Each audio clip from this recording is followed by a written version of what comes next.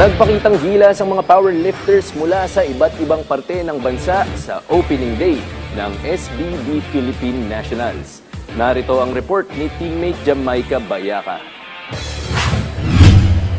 Galing at lakas ng katawan sa pagbuhat ang labanan. Bata o matanda man, walang pinipiling edad ang powerlifting. Sa naganap na SBD-PH Nationals opening sa Quezon City, pinatunayan ng mga powerlifters mula sa iba't ibang lugar sa bansa na ang sports na powerlifting ay para sa lahat ng edad. Tulad na lamang ng pinakabatang powerlifter sa Pilipinas na si Danny Agni Hotri na nag-uwi ng silver medal sa kompetisyon. Sa edad na 5 years old, dinaig ni Daani ang ibang mga atleta sa girls developmental category. Andun yung takot, yung kaba, pero sobrang happy kami sa performance ng anak ko kasi kanina umaga medyo hindi siya parang hindi siya yung mood. So at least ngayon nakita namin talaga naman yung preparation na so well talaga. Pinatunayan din ng gold medalist na si Luisito Manuel na hindi hadlang ang kanyang edad para masungkit ang medalya. Doon sa matatanda naman katulad ko, hindi pa huli ang lahat. Kasi ako matanda na nagsimula 50s na ako nagsimula so pwede pa pala.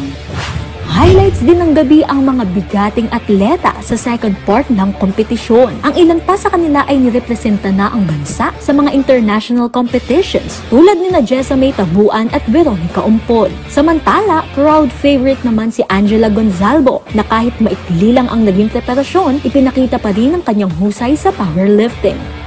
I actually really had a rough prep kasi I had dengue 2 weeks ago, so hindi ako masyado nakapag-prep na maayos. But I'll still try my best. Siyempre sayang experience and pinaghirapan ko din naman siya, so I don't want to rob myself of that experience. Ayon kay Eddie Torres, former president ng Powerlifting Association of the Philippines, malaki ang gampanin ng mga events katulad nito sa pagpapakilala ng powerlifting sa Pilipinas. Ang powerlifting lumalaki ng gusto sa bansa natin, sa probinsya, dumadami, and then yung mga bata, dumadami rin mga bata.